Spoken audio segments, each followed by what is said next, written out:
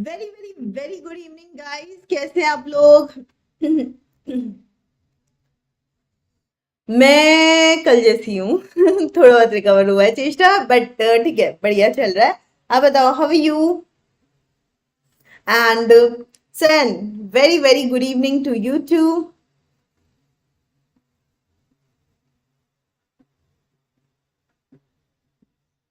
Okay, so कल की अगर हम लोग बात करें, कल का दिन काफी अच्छा गया हमारा, बिकॉज कल हम लोगों ने एक बड़ा सेगमेंट खत्म कर लिया था ना। We have finished a part जहां पर हम लोगों ने ऑलरेडी डिस्कस कर लिया कि कौन कौन से टाइप के कैपिटल्स होते हैं। Okay, so that was the good part कि हमने उतना फिनिश कर लिया है। मैं दिखाई सुनाई नहीं दे रही हूँ क्या? अच्छा, ऐसे क्या? Good evening Ayush to you too. So yes, here we are. तो कल हम लोगों ने कैपिटल पढ़ लिया था, उसका एक अच्छा खासा पार्ट जो था वो फिनिश कर लिया था। एंड टुडेज टारगेट इज कि हमें शेयर्स वाला पोर्शन खत्म करना है। And we need to move towards the memorandum of association and articles of association. ठीक है, so this is what we expect from this particular lecture. Good evening Sakshu. कल आप क्लास में नहीं आ पाए थे, कोई बात नहीं चेष्टा, कल वाला आप क्विकली देख लीजिएगा, कल क्लास थोड़ा सा छोटा ही था, है ना। नोट्स वगैरह के लिए मैं कल पिन कर दूंगी, है ना। I just make a separate drive for you guys and I pin it. Apart from that, mentorship का लिंक ऑलरेडी लाइव हो चुका है टेलीग्राम पे। जिन लोगों को भी मेंटोरशिप चाहिए, फटाफट टेलीग्राम पर जाकर अपना अपना फॉर्म फिल कर दीजिएगा। ओके, तो चलो फिर अभी के सेशन को करते हैं हम लोग शुरू। वेरी वेरी गुड इवनिंग, मैं हूँ Swati Agarwal. I am chartered accountant as well as company secretary. मैंने CS, BCom, and I did a lot of courses. It's been endless years I have been teaching. ये आपकी फेवरेट बाहुबली टीम, जिसमें हर एक educator पूरी शिद्दत से तुम्हें तुम्हारा सिलेबस खत्म करवा रहा है May 25 के लिए। और हमारे पुराने लेक्चर्स देखना चाहते हैं तो ये यहाँ पर लिंक्स रखे हैं। Now coming to a segment जहां पर हम लोग देखते हैं कि यार ये शेयर्स क्या होते हैं, है ना। What do we mean by the term share? सुना बहुत है, शेयर में इसने इतना कमा लिया, उसने इतना कमा लिया। होता क्या है? तो हमारी सबसे पहले टेक्निकल डेफिनेशन देते हैं जो लॉ मेकर्स ने दी है। लॉ मेकर्स कहते हैं share is a share means a share in the share capital of a company and it includes stock. जब मैंने ये डेफिनेशन पहली बार पढ़ी थी ना, मुझे बिल्कुल समझ नहीं आई थी। यार क्या ये शेयर शेयर शेयर, 4 बार शेयर वर्ड डाल दिया और मतलब ही नहीं समझाया, है ना। पर होता क्या है, देखा जाए तो इन्होंने मतलब समझा दिया है। इन्होंने कहा शेयर का मतलब होता है हिस्सा, है ना। सो मान लो एक कंपनी में 1 लाख कैपिटल की जरूरत है, तो ये है कंपनी का टोटल शेयर कैपिटल। ओके, तो share means a share. Share का मतलब होता है एक हिस्सा, किसमें? In the share capital of a company. तो कंपनी का जो टोटल 1 लाख का कैपिटल है, 1 लाख रुपीज का जो कैपिटल है, उसको डिवाइड आपने कितने कितने कितने रुपयों में किया हुआ है। तो हमने तो 10 10 रुपीज में किया हुआ है भैया। तो टोटल नंबर ऑफ यूनिट्स कितने बेचेंगे हम लोग? 10,000 यूनिट्स यहाँ पर बेचेंगे और आपको कहेंगे जितने लेने ले लीजिए। ओके, तो हम में से बड़ी इन्वेस्टर तो चेष्टा ही है, सबको पता है। तो चेष्टा यहाँ पर पता है क्या करेगी? चेष्टा सीधा 2,000 शेयर ले लेगी कंपनी के, 2,000 यूनिट्स ले लेगी। अभी हमें शेयर नहीं पता क्या होता है। 2,000 यूनिट्स खरीद लेगी और कहेगी 10 ही रुपए का है ना। अरे इससे तो कितना गुना ज्यादा मैं रिलायंस में इन्वेस्ट कर चुकी हूँ, मैं डेफिनेटली यहाँ पर 20,000 रुपीज का इन्वेस्टमेंट करूँ। Now what she did is, उन्होंने 20,000 रुपीज का इन्वेस्टमेंट कर लिया यहाँ पर, which is 20%, which is a good amount. तो 20,000 का इन्होंने इन्वेस्टमेंट जो किया है ना, ये जो 20,000 का इन्वेस्टमेंट है, ये इनका हिस्सा है कंपनी के टोटल कैपिटल में से। ओके, तो इनका हिस्सा मतलब इनका share. So share is a share in share capital of a company and it includes stock। तो कंपनी का जो टोटल कैपिटल होता है, उसका एक हिस्सा जो है उसे हम शेयर कहते हैं, उसमें स्टॉक भी इंक्लूडेड होते हैं। सो शेयर रिप्रेजेंट क्या करता है? It represent the proportion of the interest of the share holder. Simple है, एक कंपनी है जिसमें मैंने ना ऐसे 10 20 रुपए का इन्वेस्टमेंट कर रखा है। However, एक जो दूसरी कंपनी है उसमें मैंने 20,000 का इन्वेस्टमेंट कर रखा है, मेरा इंटरेस्ट किधर ज्यादा होगा, जहां पर ज्यादा इन्वेस्टमेंट है, as simple as that. Okay, so it is a measure of interest in the company's assets to which the person holding the share is entitled. Basically आपने कितना पैसा इन्वेस्ट किया हुआ है ना, उसे पता लगता है कि आपका कितना ज्यादा इंटरेस्ट है उस कंपनी के अंदर. ओके, सो आप लोग रोज सुनते होंगे आज स्टॉक मार्केट ऊपर है, आज स्टॉक मार्केट नीचे है, आप लोगों को ना उतना फर्क नहीं पड़ता होगा. However, एक बार सोच के देखो कि आप में से किसी ने एकदम से 1 करोड़ रुपए, सीए यार हम बड़ी बड़ी बातें करते हैं, आप में से किसी ने 1 करोड़ रुपए डाल रखे हैं मार्केट में. अब जब मार्केट गिरेगा ना, दर्द आएगा, उठेगा ना, इंटरेस्ट आएगा. समझ रहे हो? So that represents the interest of a person in any particular organisation. So it is not just a sum of money, it is interest measured in sum of money. हमने यहाँ क्या किया, चेष्टा को ये नहीं कहा कि सिर्फ उसने 20,000 रुपए, हमने कहा 20% इन्वेस्ट कर लिया. अब सोचो कंपनी का प्रॉफिट एकदम से डबल हो गया, इसको पता है मेरे शेयर्स के प्राइसेस डबल हो जाएंगे, इंटरेस्ट बढ़ गया. समझ गए? अगर कंपनी ने बहुत लॉस कर लिया, एकदम से झटका लग जाएगा. सो this is actually not just the sum of money, it is more than that, it is interest measured in sum of money. Okay, it is made up of various rights contained in the contract, including right to a sum of money of more or less amount. So ज़्यादा या कम amount में जो भी sum of money है, that is all considered over here. Now, a share is an interest in the company. ये बहुत important है कि जो शेयर होल्डर है ना भैया, लॉ की नजरों में basically they are the people who are considered as the people behind the finances of the company. Company के पास पैसा कहाँ से आता है? कंपनी तो एक पीस ऑफ पेपर देती है जिसको शेयर बोलती है ना? और उसमें जो बंदा पैसा डालता है, उसके बदले में जो बंदा पैसा डालता है वो कंपनी का शेयर होल्डर है, और उसी से कंपनी की शुरुआत होती है. तो शेयर होल्डर काफी बड़ी पोजीशन होल्ड करते हैं कंपनी में, येट वो डायरेक्टली अपना कोई डिसीजन नहीं कंपनी पर थोप सकते. ओके, सिर्फ एनुअल जनरल मीटिंग या जनरल मीटिंग्स जब होती है तभी shareholders have right to put up some suggestions, उसके अलावा नहीं ना. शेयर्स को मूवेबल प्रॉपर्टी कहते हैं, और ये तो बहुत ही सही बात है. एक पर्सन से दूसरे पर्सन को इजीली ट्रांसफर हो सकते हैं शेयर, एक हैंड से दूसरे हैंड इजीली मूव हो सकते हैं. दे आर मूवेबल और transferable assets. Share shall be numbered. हर एक शेयर जो है कंपनी में वो कंपनी की कैपिटल रिप्रेजेंट करता है, और ये डिस्टिंग्विश करता है डिस्टिंक्टिव नंबर से. Okay, so it implies that every share shall be numbered, and this shall not apply to a share held by a person whose name is entered as holder or the beneficiary. अब यहाँ पर क्या मतलब हुआ, ध्यान से सुना. So I would say 90s में जब तक डीमेटेरियलाइजेशन नहीं हुआ था, डीमेट नहीं हुआ था, ऑनलाइन शेयर्स की ट्रेडिंग नहीं होती थी, तब तक एक एक शेयर का सर्टिफिकेट हुआ करता था, और वो सर्टिफिकेट ऐसे मैन्युअली आप खरीद सकते थे, बेच सकते थे, उसके लिए बोलियां लगती थी. Okay, and then it use to get transferred. तो जितने शेयर्स होते थे ना उनको सीक्वेंस में नंबर देते थे, 1 2 3 4 5 6 एंड सो ऑन. लेकिन आज की तारीख में अब सब इलेक्ट्रॉनिक होता है ना, तो उसमें उतना ये सब चीजों का, जैसे हमारे फिजिकल नोट्स, हर नोट पे आपको नंबर देखना बहुत जरूरी है, लेकिन जो ऑनलाइन ट्रांसफर होते हैं उसमें उतना टेंशन नहीं है. ओके, क्योंकि वो बेनिफिशियल इंटरेस्ट ट्रांसफर हो रहा है, तो वहां पर ये नंबर का झंझट नहीं होता है. यहां तक किसी को कुछ भी डाउट है तो प्लीज पूछ लो. सॉरी फॉर द खांसी. तो shares are not just amount और the money, it is the interest measured in terms of money. ठीक है, अभी एक ना बहुत इंटरेस्टिंग चीज हुई थी कुछ समय पहले, इट वॉज रियली फन. तो एक कंपनी है जिसका नाम है MRF.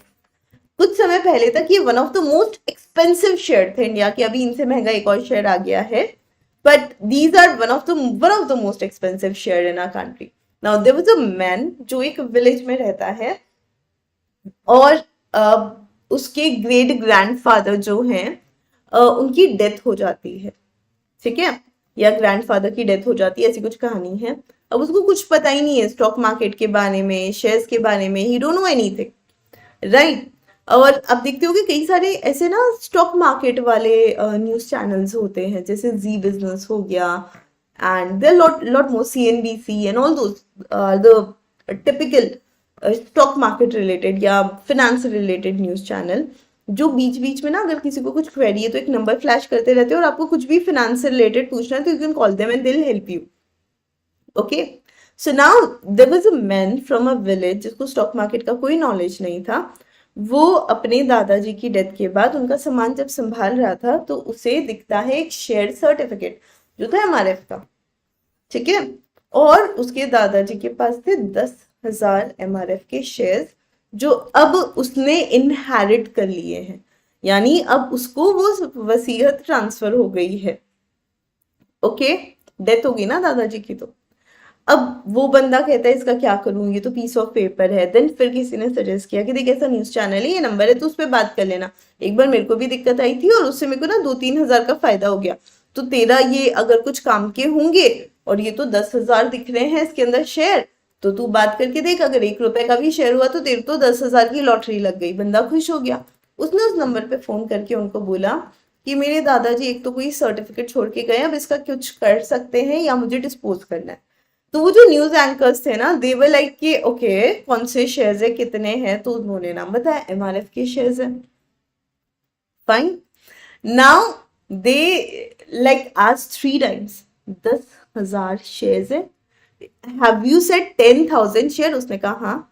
तो फिर एक बंदा जो वहां पर था उसने बहुत ही पेशेंटली उनको जवाब दिया कि देखिए आपके पास अगर MRF शेयर्स हैं तो आपको सबसे पहले तो उनको ऑनलाइन ट्रेडिंग में कन्वर्ट कराना पड़ेगा। अगर आपको ऑनलाइन अकाउंट नहीं है तो आपको क्या करना पड़ेगा, you need to go through a process जिससे आपका वो ऑनलाइन ट्रेडिंग में कन्वर्ट हो जाए। ओके, एंड देन उसके बाद में उन्होंने बताया कि भैया ये प्रोसेस है, तुम उसको ऑनलाइन में कन्वर्ट करवा सकते हो। ठीक है, उसने सुन लिया। आगे जो वो सुनना चाहता था फिर वो उन्होंने बताया कि इसके एक शेयर की आज की तारीख में 1 लाख के ऊपर है ना, बीच में मतलब 30,000 तक भी गई थी, उस समय अराउंड 60,000 थी। तो उन्होंने कहा इसके एक शेयर की कीमत 60,000 रुपए है, तो जब आप इसे कन्वर्ट करा लीजिएगा तो आप चाहें तो इनमें से कुछ शेयर आप होल्ड करके रख सकते हो, क्योंकि इन शेयर्स का टोटल वैल्यू है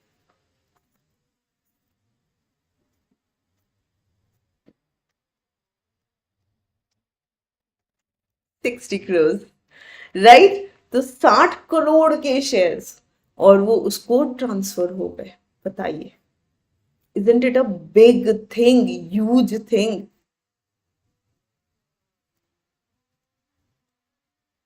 जी चेष्टा हम लोग जरूर करेंगे, लेकिन मेरे लिए इंपॉर्टेंट है पहले मैं तुम लोग को बेसिक बेसिक लॉ तो पढ़ना सिखा दूं, फिर उसके बाद में केसेस के तो बहुत सारे वीडियोस बनाऊंगी मैं, आप टेंशन ही ना लो। एक सीरीज आती है मेरी, order order order, you just see it once, you will get to know that.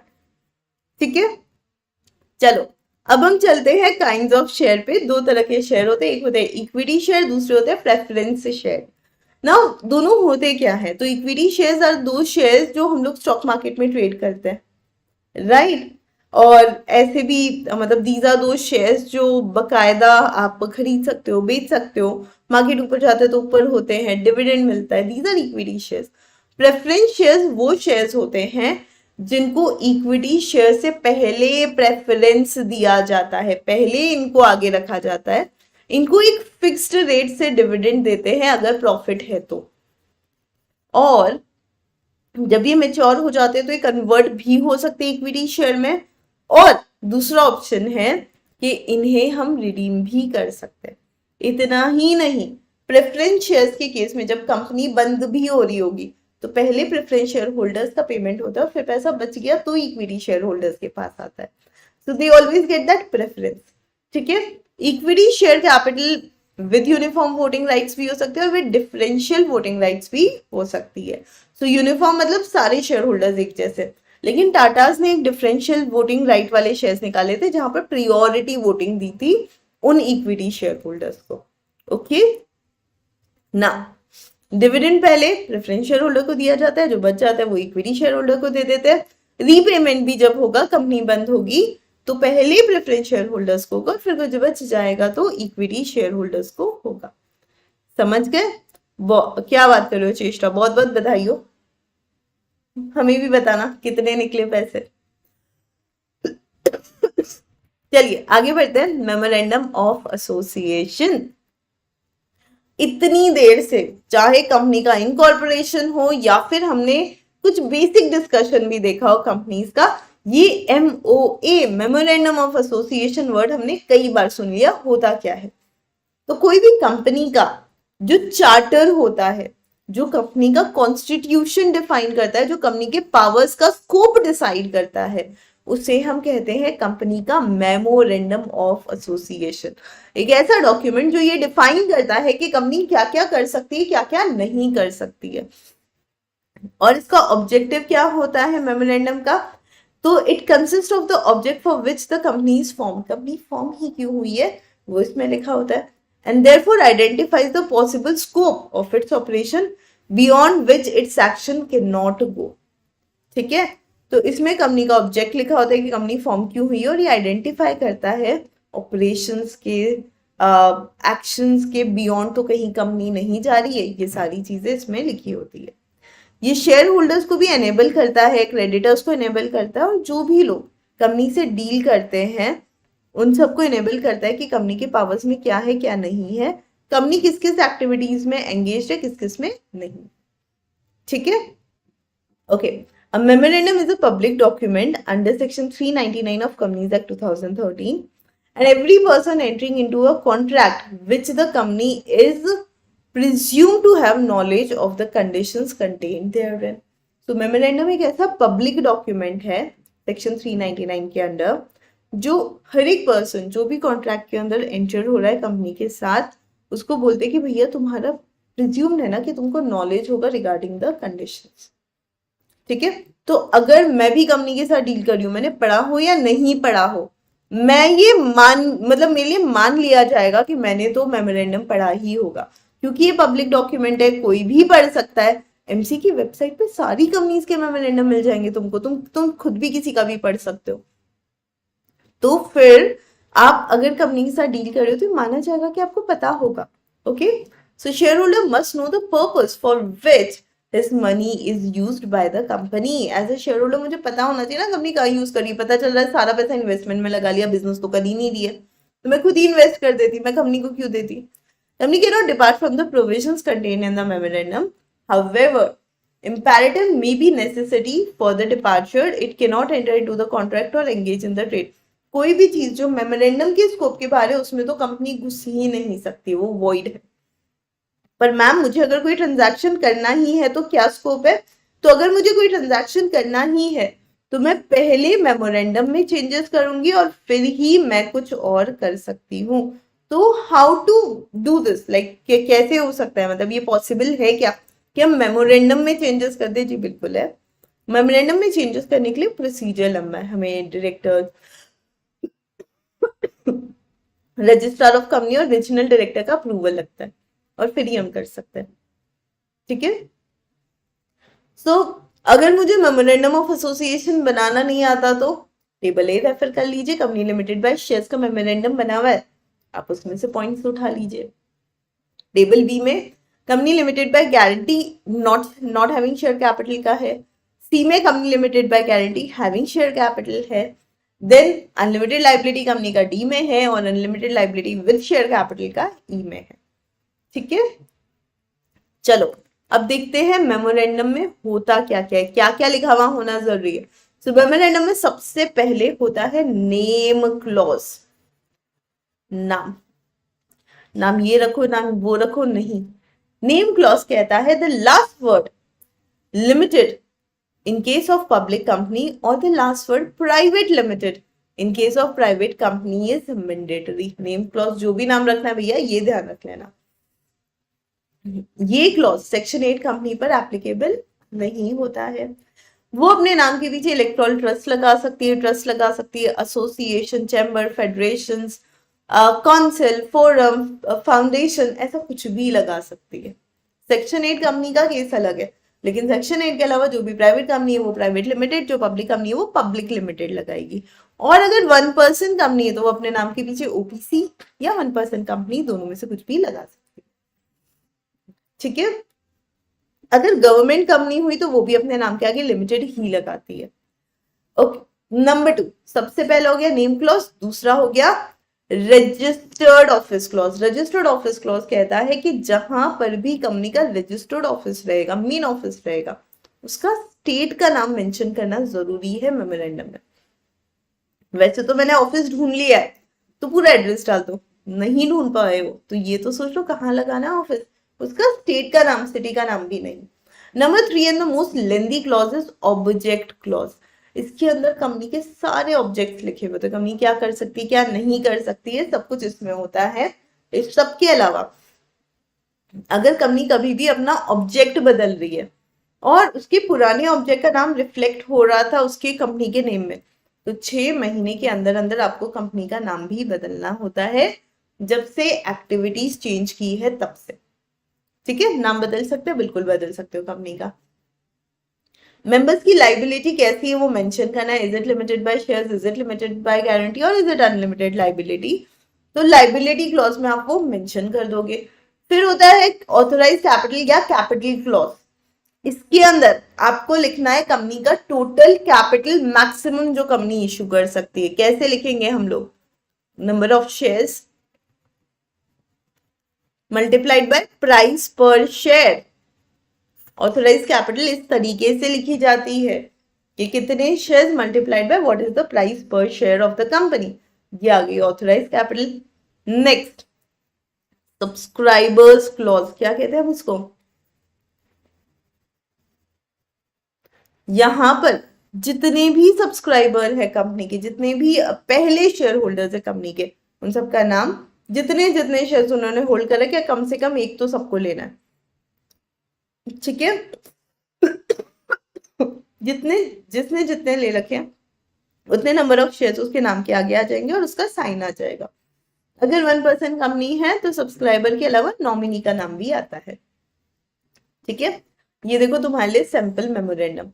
So name of the company specify कर दीजिए, एड्रेस स्पेसिफाई कर दीजिए। अगर कुछ नहीं पता तो स्टेट लिखना मस्ट है। देन क्यों फॉर्म कर रहे हो कंपनी, उसकी detail, is it a limited liability, limited by shares, limited by guarantee, वो लिखना है। ऑथोराइज शेयर कैपिटल कितना है, so the authorized share capital of a company is say 2 crores divided into 20,000 shares. The different category of the shares if there is another, and the nominal price is 1,000 rupees per share. Okay, type of share equity share capital, then maximum price per share, जो भी आपने price decide किया वो price लिख दीजिए। Subscriber of the company का नाम, number of shares held और सबके signature. That is how memorandum is prepared. Okay, हम जो मेमोरेंडम ऑफ एसोसिएशन बनाते हैं, as it is a lengthy document. इतने लेंदी भी होते हैं काफी सारे, क्योंकि ऑब्जेक्ट क्लॉज में बहुत सारे पॉइंट डाल देते हैं लोग। तो वो क्या होना चाहिए, वो प्रिंटेड होना चाहिए, डिवाइडेड इनटू पैराग्राफ होना चाहिए, प्रॉपर्ली नंबर्ड होना चाहिए और साइन होने चाहिए कम से कम 7 लोग। Okay, next, doctrine of ultra vires. Ultra मतलब बियॉन्ड, वायर्स मतलब power, beyond power. So anything and everything which is beyond power of the company, it is only the acts done in excess of the legal powers of the doers. This presupposes that the powers in their nature are limited. ठीक है, तो उनके powers क्या है, limited है। सो ये fundamental rule है company law का, दैट जो भी ऑब्जेक्ट है कंपनी के, they are stated in the memorandum and can be departed from only to the extent permitted by the act, no further. ठीक है, सो जो भी कॉन्ट्रैक्ट है वो बनाया जाता है कंपनी के द्वारा, which travels beyond the power and not only of the directors but also of the company and is fully void and inoperative in law. तो कंपनी का जो भी डायरेक्टर्स हैं वो जो भी कर रहे हैं उनका सारा काम क्या होगा, वॉइड या इनएप्रोप्रिएट होगा, जो बाइंडेड नहीं होगा कंपनी के लिए। ओके, कंपनी रिस्ट्रेन कर सकती है कोई भी फंड्स या जो भी सैंक्शन अमाउंट है उसको, and it can be restrain from carrying on trade different from the authorised capital. Okay, company का मेमोरेंडम पब्लिक डॉक्यूमेंट होता है, ये पब्लिक इंस्पेक्शन के लिए भी ओपन होता है। तो whenever anyone deals with the company, one is deemed to know about the powers of the company. ठीक है?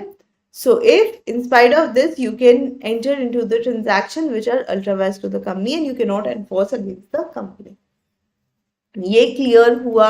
अच्छे से समझ में आया? बहुत इजी है। एक ऐसा पब्लिक डॉक्यूमेंट जिसके अंदर कंपनी की सारी इंफॉर्मेशन है, लेकिन उस पब्लिक डॉक्यूमेंट के आप बियॉन्ड जा रहे हो तो आपका किया गया ट्रांजैक्शन वॉइड हो जाएगा। वॉइड का मतलब होता है नॉन ऑपरेटिव इन लॉ। मान लो किसी दिन आपको आपके घर के डॉक्यूमेंट्स मिल जाते हैं, can you take those document and go and sell that house? मेरा ही घर है, बाद में मेरा ही होने वाला है, अभी भी मेरा ही है, बचपन से बोला जा रहा है तेरा घर तेरा घर तेरा घर। मिल गए, डॉक्यूमेंट्स भेज दिए, कर सकते हो? नहीं कर सकते। क्यों नहीं कर सकते? अधिकार नहीं है। ओनर अभी भी पेरेंट्स या ग्रैंड पेरेंट्स में से कोई है। We can not do it. कर दिया तो किसी को बेवकूफ बना के वॉइड है, अधिकार ही नहीं है ना बेचने का। So this transaction would be void. Okay, so if you have supplied goods or performed services on such a contract or lend money, you cannot obtain payment or recover the money lent. But if money advanced to the company has not been expended, the lender may stop the company from parting with it by means of injunction. समझ गए? तो कभी भी अगर company ने अपनी limit से ज्यादा का लोन ले लिया तो उस केस में आप कंपनी के अगेंस्ट केस कर सकते हो और कंपनी को कह सकते हो भैया पैसा मत यूज कीजिए, जितना अनयूज्ड है उतना वापस दे दीजिए, क्योंकि यूज कर लिया तो हम आपसे रिकवर नहीं कर पाएंगे, आपके पावर में ही नहीं था इतना लोन लेना। ओके, सो कोई भी एक्ट जो अल्ट्रा वायर्स होता है वो क्या होता है? वॉइड होता है। और शेयर होल्डर सब मिलकर भी चाहे तो उसको रेटिफाई नहीं कर सकते। चाहिए तो आप ये वर्ड्स जो है ना ये आपकी लॉ डिक्शनरी में डाल दो, रेटिफाई, ठीक करना, to make good of wrong, जो भी गलत है उसको ठीक करना।